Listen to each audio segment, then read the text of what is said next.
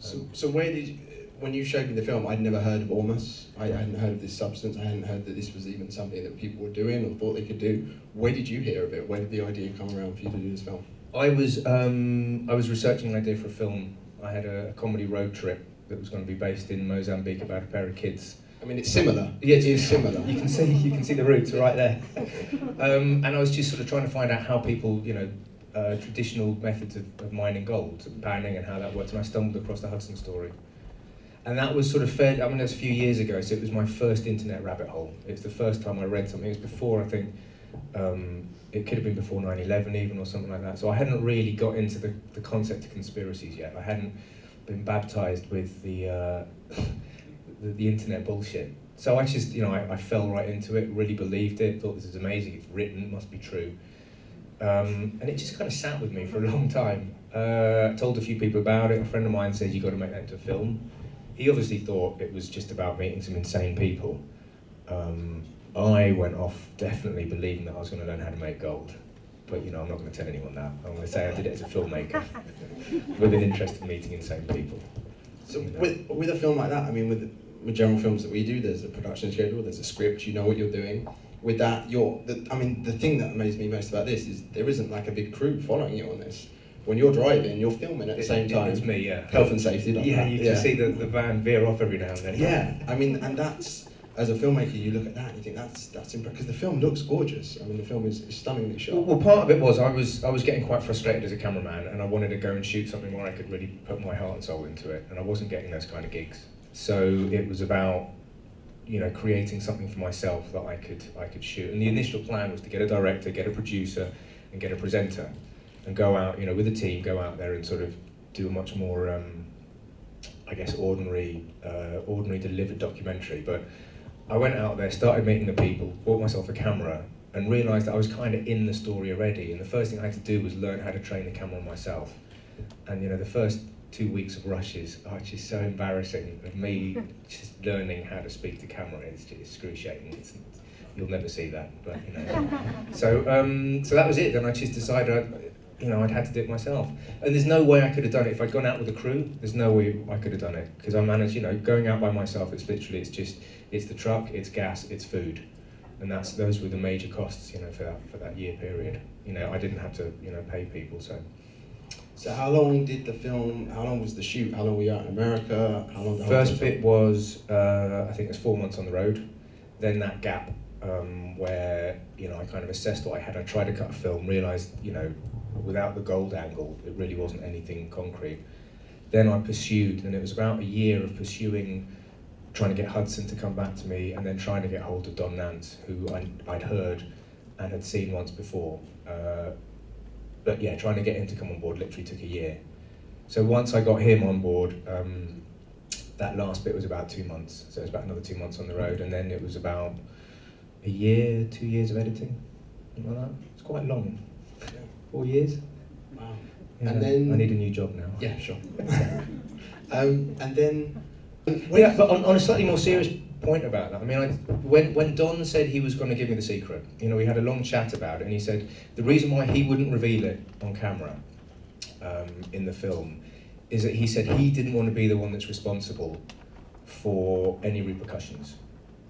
So I kind of get that, and I thought long and hard about it. I didn't release that footage, the footage of exactly what to do it in the film, because, if there is an element of truth to this, which I actually do believe that there is, because I've had results back that do say that there's gold there. It does possibly jeopardise one of the kind of final mainstays of economic stability, which is the gold price. Now, so imagine everybody goes out and starts learning how to make gold, and it's easy to do. There is a potential serious repercussion.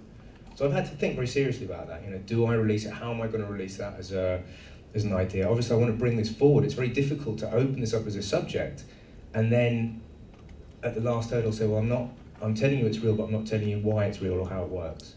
So that's something that we talked about today, about how we're going to move forward with it. How do we make this?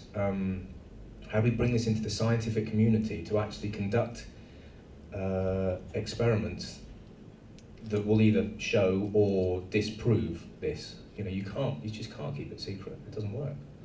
I think that's what's interesting about people who watch the film. They look at it and you do, even though it might be insanity to go, I can make gold in my garage. Like, you are left thinking, I can. Well, look, I mean, I do actually still believe that there's something there. You know, this isn't just a film about, it's not just a character film. And I think that's one of the reasons why it's actually quite hard to sell and to promote, because it doesn't quite fall into character, and it doesn't quite fall into science. Obviously, science would be very hard to push on this, because there's very little I'm glad we're taking it to 3 of the biggest science universities in the UK. But that's the idea, that's what we want to try and do now, is actually get people to, if we can get better scientists to repeat the process that I learned, and try and get some more data and numbers back on that.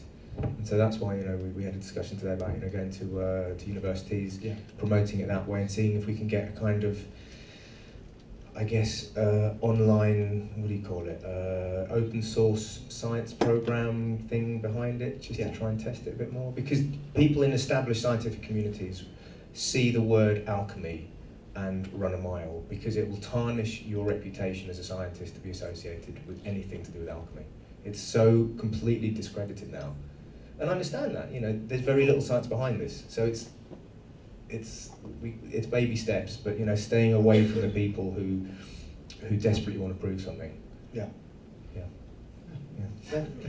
Should we open it up? Yeah, let's open it up. So if anyone has any questions, just so keen. Yeah.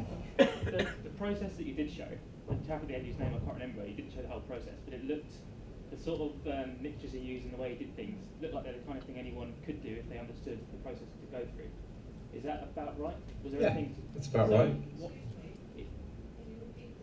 So he's saying that the process that we saw that was shown by Don Nance looks pretty straightforward, that you could, you know, something that pretty much anybody could do if they knew how to do it. Anything you want to add to that? Yeah, so surely someone, or more than one person's chucked this up somewhere on the internet. It is on the internet. So Don Nance put it up there. If you Google, I think it's Solomon's process, or you will find it. And I'm actually relatively happy to talk about it. I mean, I made a decision that whilst I wouldn't show it on the film, you know, there's no way to move forward without actually discussing the process. And I've tried it in my garage a couple of times since and had mixed results. And you know, this is where I want to go with it. I want to sort of talk to people and see if they can do it again. But I am worried, you know, that there is something something poisonous or dodgy that comes out of it. You know, Don said he got really, really sick. He was knee crawling, lost all his hair, his teeth fell out. He wasn't a happy. He lost all his hair. I think he said. Why didn't we have this conversation before? This is, you know, how I feel about my hair. 2 years ago. I know it's awkward talking to you about it. You could have told me. Sorry. So, you know, it is. I've got to be careful about how I do it. I told Don that I wouldn't release it in the film, and I really want to, you know, I want to maintain that integrity. But I think around the film, I'm happy to talk about it, and certainly whether that's off camera or on camera, I'm not quite sure yet. But you know, the process is very straightforward, so we can certainly talk about it, you know, afterwards. And this is what we want to do with the universities, is figure out a way to conduct experiments where we can get input from other researchers, where there's a way of verifying the information that they create, that it's not just people, you know, doing it in that by themselves and feeding, you know, ridiculous results into the sort of database, but also doing it in a way that's safe, because there is the possibility that something's going to come out of this that isn't, you know. My guess is that what it is that, you know, what Don actually got was mercury poisoning, because the symptoms that he had are pretty similar to mercury poisoning. I don't think it's radioactivity. I mean, that's a really major leap to make, to say that, you know, the process he created is actually breaking down the atomic structures of atoms, and so releasing, you know, the radioactivity that you get from that process. It's possible, but I doubt it. You know, I've bought myself a little Geiger counter, tried it at home, didn't get anything. But there is possibility that there's something quite poisonous. And what he did with you, according to him, what he did before that caused all the damage to them? He said it is exactly the same process, yeah. I mean, I bought gas masks and stuff. So when we're doing the burn, you know, I actually was wearing a gas mask to begin with, but it was Florida and it was really hot, and I was sweating like a pig. So eventually, you know, I just stood back. Why didn't you play with mercury? Is it just a case of, is it just basic science? Aren't the base methods there?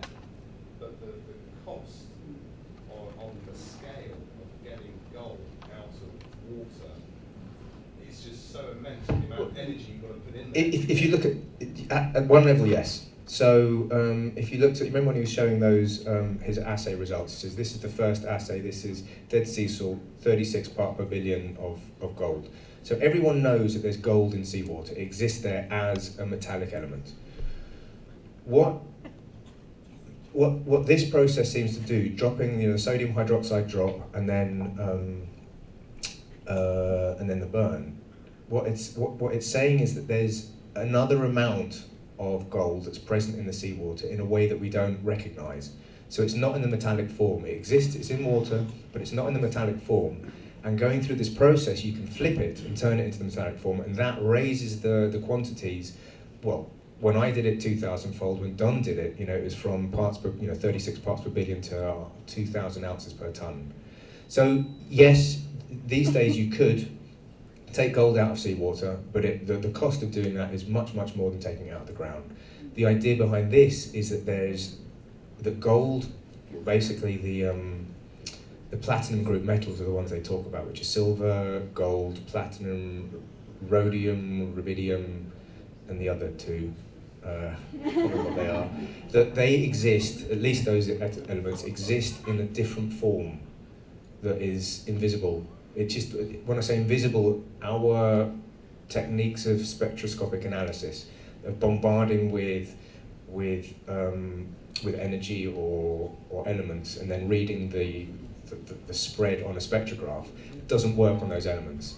So whilst they're there, they're there, but they're in a form that we don't recognise. That's the sort of theory behind it. So one idea is that it's not actually transmutation. It's not taking lead, say, stripping out or stripping out that one electron, one proton, and 3 neutrons, and turning it into gold. That's transmutation. What this is saying, what Don is fairly sure of, is that it exists in another form, and we just don't recognise that currently. Have you ever thought of getting some of this ormus and going somewhere like Imperial College and saying, what is it, you run a test? Well, I've done that. Is there anyone who can- I've done that. I've taken samples and I've sent it off to Acme Analytical in Canada, which is the biggest mining analytics company in the world. I've done it a few times, and that's when I got the results back. My results came back. One of the results was it had this peak in platinum group metals. So of course, that's the whole idea is to get more people to do that, but it costs money every time you do that. And I spoke to universities here in the UK to try and do it. They don't quite have the right technology to do it, and they don't want to do it either. They don't want to get involved. So the costs are really high. To do it in the UK, each sample is about £300. In Canada, it's $75 a sample. So every time I want to test it, it's it's $75. I'm getting bored of paying that out. There's a guy, someone there. Yeah, sure. You know when you, about the stuff that you put in your head? Yes. Got you off your tits? Yeah. Never mind the gold, can you make that?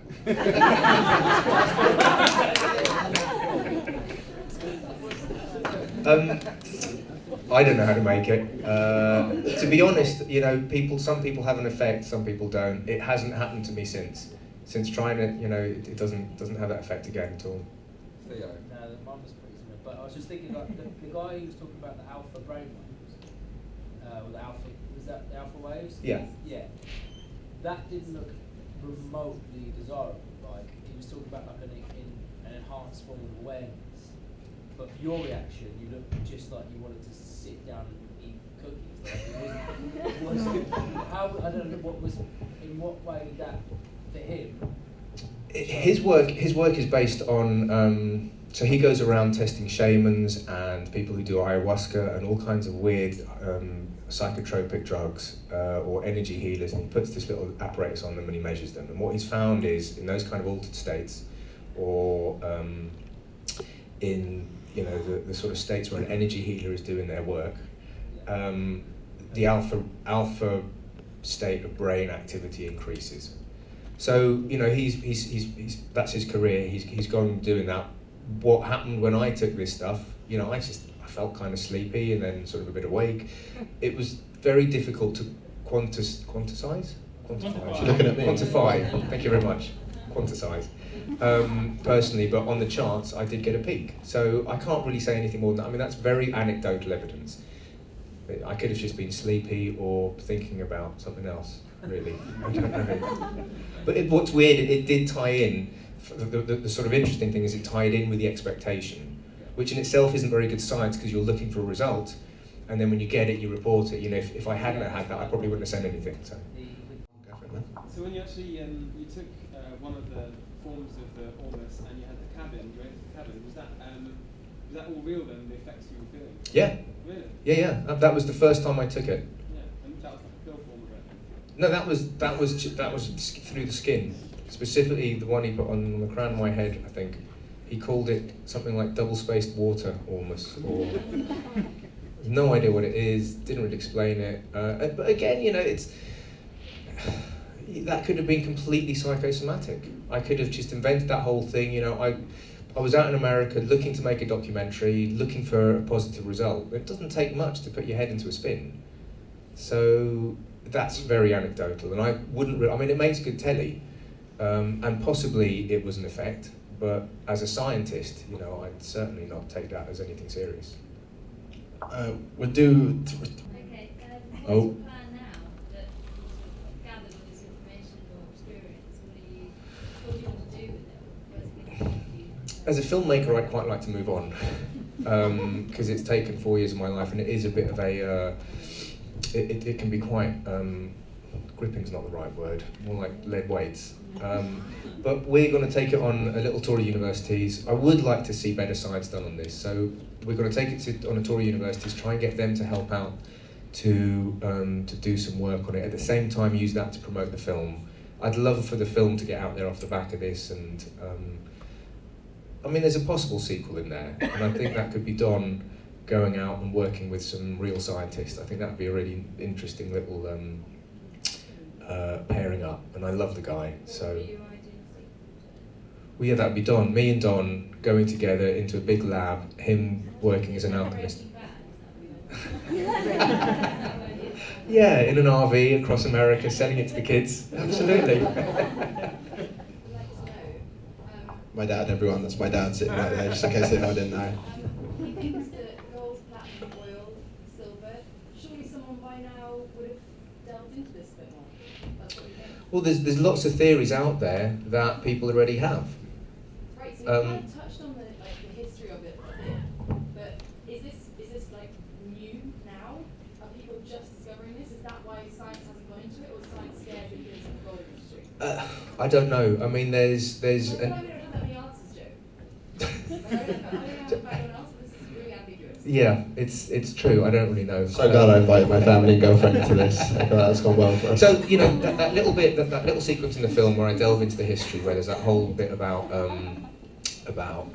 Abraham, about Moses, and you know, that's quite a compelling little story. Quite like it. You know, you can do a lot with dates and names in sort of those biblical things to sort of make interesting sequences of events. It's possible. It looks like it's something that could have been around for a long time. If you sort of look into ancient Egypt, you know, they seem to have something. It fits in sort of codically in terms of if you read their history through this. I don't know if it's true.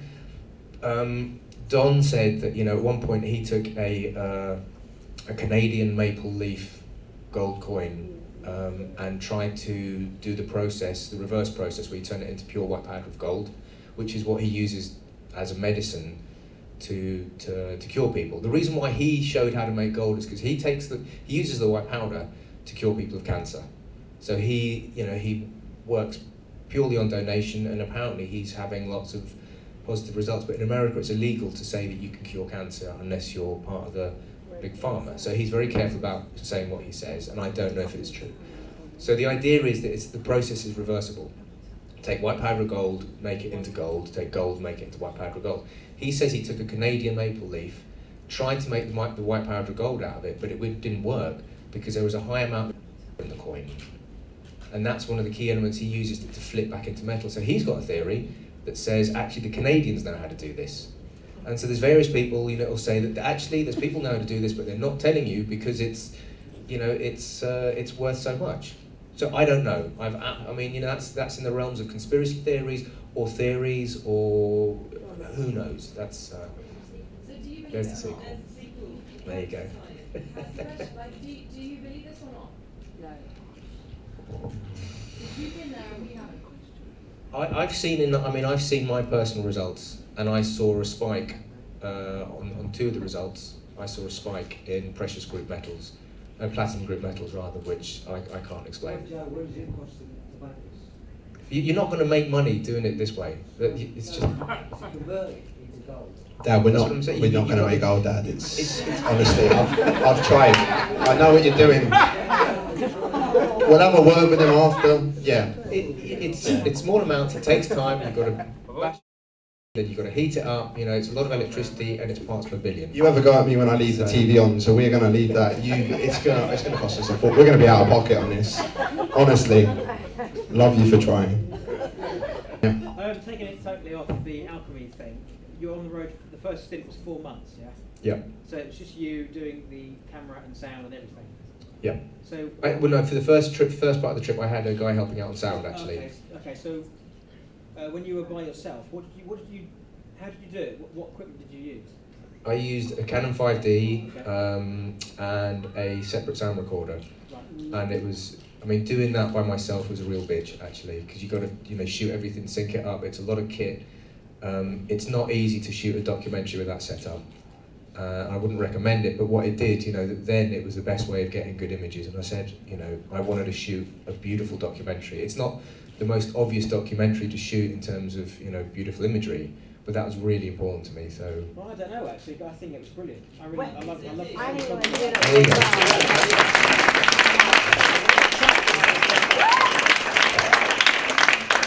The fact that you were doing 3 jobs in one, sound, vision, and actually being the presenter. I think you stand out performance on that. I really think it's really good. Thank you very much. I appreciate that. Good. Nice question to end on. I think. Brilliant. That could have ended any better. Ladies and gents, thank you so much for coming along for this. Please support the film. All we ask is that you tweet about it. If you liked it, you talk to someone. This film doesn't have 100,000 marketing budget on it. Just talk to your friends.